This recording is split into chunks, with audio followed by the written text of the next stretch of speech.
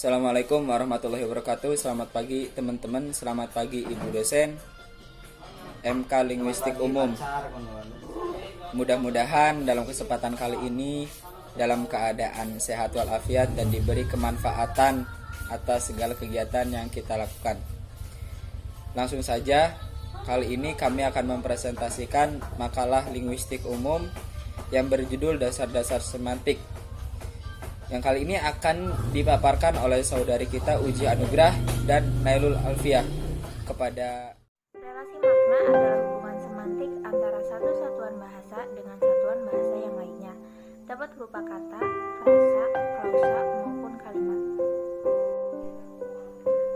Ada 7 hubungan relasi makna. Yang pertama, sinonim. Sinonim adalah suatu kata yang memiliki bentuk yang berbeda namun mempunyai makna atau pengertian yang sama atau mirip. Contohnya seperti kata pintar dan cerdas. Yang kedua, antonim atau lawan kata. Antonim adalah dua buah ujaran yang menyatakan kebalikan. Contohnya seperti kata hidup dan mati. Tiga, polisemi atau kelebihan makna. Polisemi adalah kata yang mempunyai makna lebih dari satu. Contohnya seperti kata kepala. Kata kepala dapat berarti suatu apapun ataupun berarti ketua atau pemimpin. 4, homonimi atau makna ganda. Homonimi adalah dua buah kata yang bentuknya kebetulan sama, tapi maknanya berbeda karena masing-masing merupakan kata atau bentuk ujaran yang berlawanan. Yang kelima, hiponimi. Hiponimi adalah ketercakupan makna atau biasa disebut kata khusus, sedangkan hiponim adalah kata umum. Lebih jelasnya, kata burung adalah hiponim, sedangkan merpati kutilang itu adalah hiponiminya. 6, ambiguity atau ketaksaan. Ambiguity atau ketaksaan adalah gejala dapat terjadinya kegandaan makna akibat tafsiran gramatikal yang berbeda. 7, redundansi. Redundansi adalah berlebih-lebihannya penggunaan unsur segmental dalam suatu bentuk ujaran. Contohnya kalimat bola ditendang oleh Dika dengan kalimat bola ditendang Dika. Kata oleh inilah yang disebut redundansi, karena ada atau tidaknya kata ini tidak akan merubah makna. Medan makna adalah seperangkat unsur leksikal yang maknanya saling berhubungan karena menggambarkan bagian dari kebudayaan atau realitas dalam alam semesta tertentu. Kata-kata atau leksem-leksem tersebut dibedakan atas kelompok medan kolokasi dan medan set. Medan kolokasi berasal dari bahasa Latin koloko yang berarti ada di tempat yang sama, menunjuk pada hubungan sintagmatik yang terjadi antara kata-kata atau unsur-unsur leksikal itu. Misalnya, pada kalimat tiang layar perahu nelayan itu patah, dihantam badai, lalu perahu itu digulung ombak dan tenggelam beserta isinya. Kita dapat kata layar, perahu, nelayan, badai, ombak, dan tenggelam yang merupakan kata-kata dalam satu kolokasi, satu tempat, atau satu lingkungan. Medan set menunjuk pada hubungan paradigmatik karena kata-kata atau unsur-unsur yang berada dalam satu set dapat saling menggantikan. Setiap unsur leksikal dari suatu set dibatasi oleh tempatnya dalam hubungan dengan anggota-anggota set. Misalnya kata remaja merupakan tahap pertumbuhan antara kanak-kanak dengan dewasa, sedangkan kata sejuk adalah suhu di antara dingin dan hangat. Nah, kata bayi, anak-anak, remaja, dewasa, dan lansia, juga kata dingin, sejuk, panas, dan terik, ini berada dalam satu set yang dibatasi tempatnya yang berhubungan dengan anggota-anggota dalam set. Perubahan makna. Perubahan makna juga disebut pergeseran makna, pengembangan makna, atau penyimpangan makna. Merupakan evolusi penggunaan kata biasanya hingga tahapan makna modern menjadi sangat berbeda dari makna aslinya. Dalam linguistik diakronis atau historis, perubahan makna merupakan perubahan pada salah satu makna sebuah kata. Setiap kata memiliki beraneka makna dan konotasi yang dapat ditambah, dikurang, atau diubah sepanjang masa, sehingga koordinat lintas ruang dan waktu dapat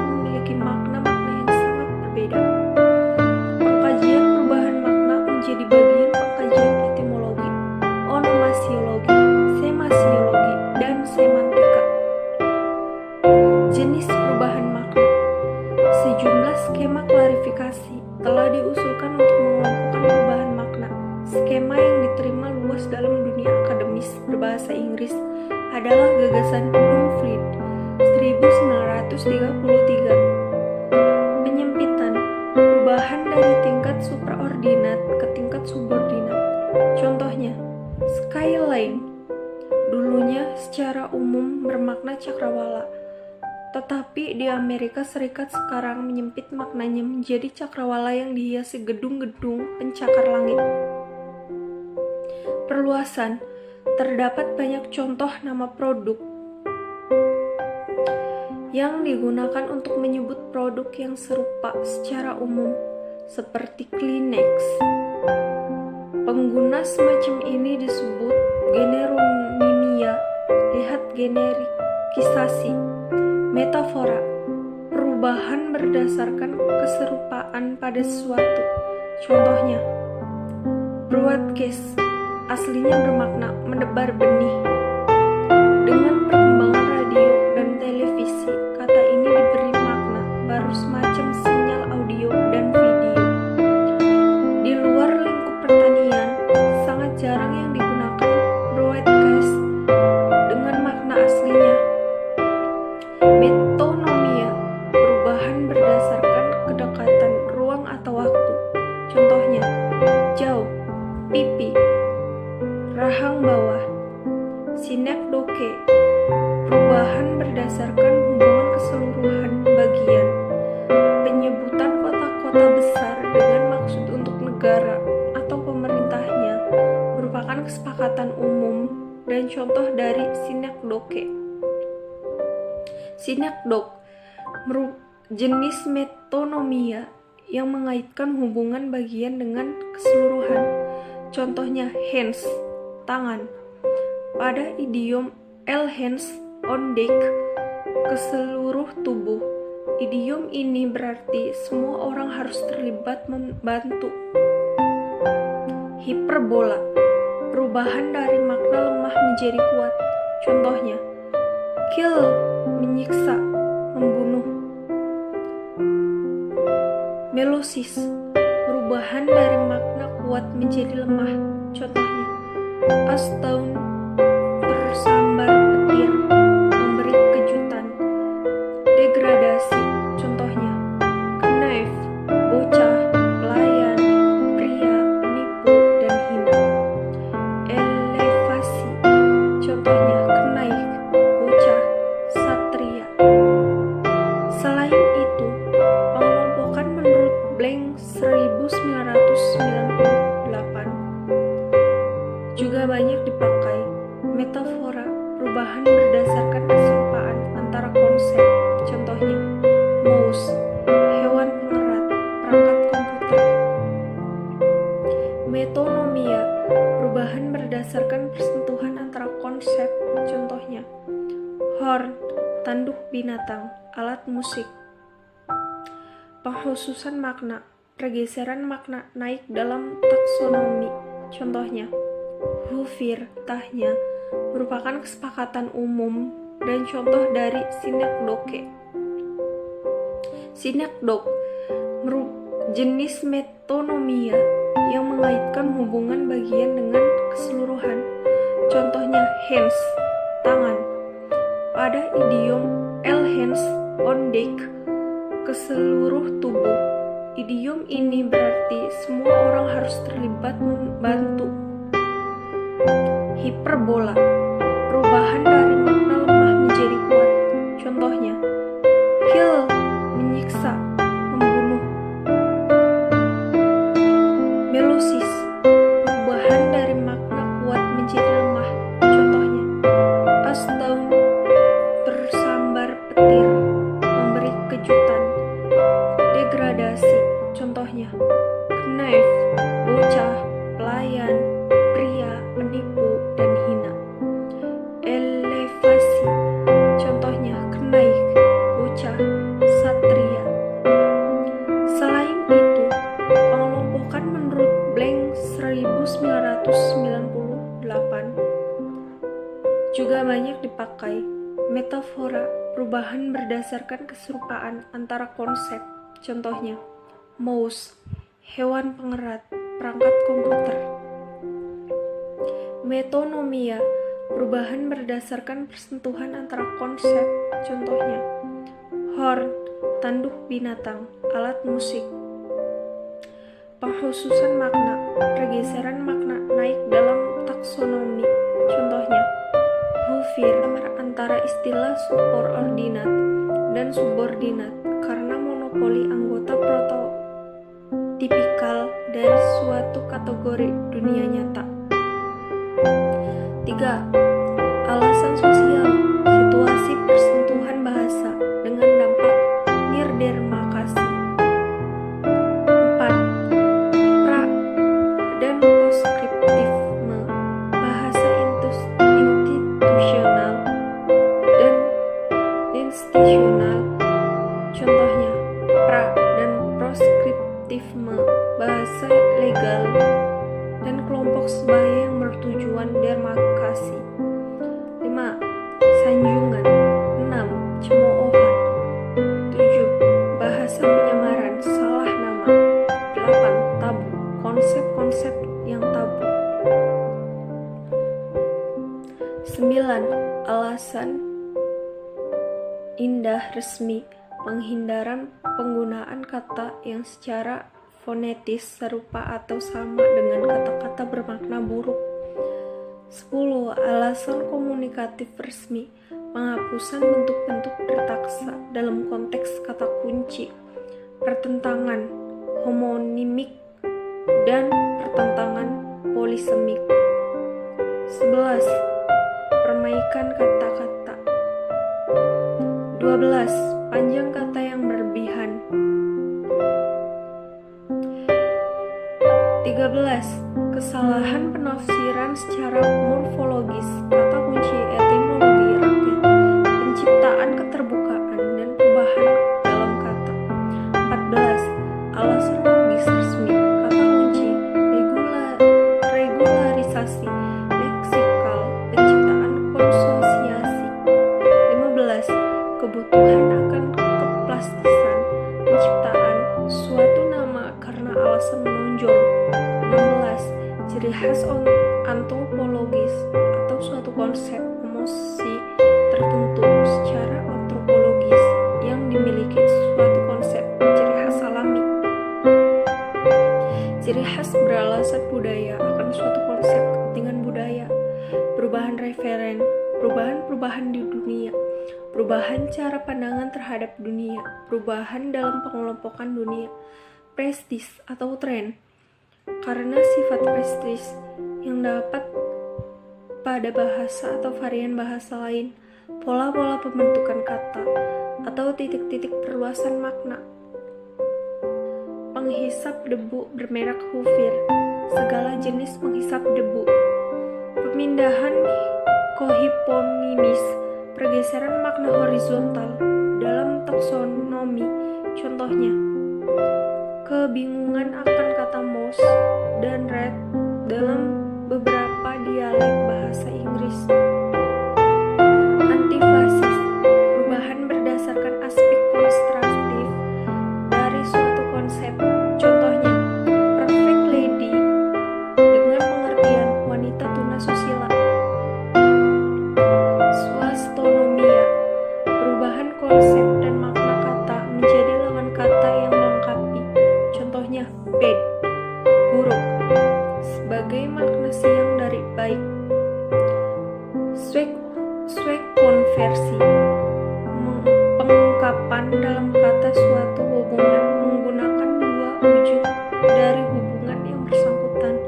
Contohnya, take, mengambil, dalam dialek digunakan sebagai memberi. Elipsis, perubahan makna berdasarkan the contiguity of names. Contohnya, care, automobile, semenjak motor, care diciptakan. Etimologi rakyat, perubahan makna berdasarkan kesamaan nama.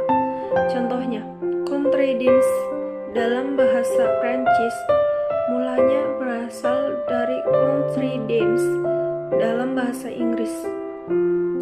Blank berpikir ada masalah apabila memasukkan ameliorasi dan peorasi serta penguatan dan pelemahan makna dalam klarifikasi. Menurutnya, keempat bukan fenomena yang dapat diklarifikasikan secara objektif, melainkan dapat diletakkan dalam kelompok-kelompok lain sebagai ia contohkan.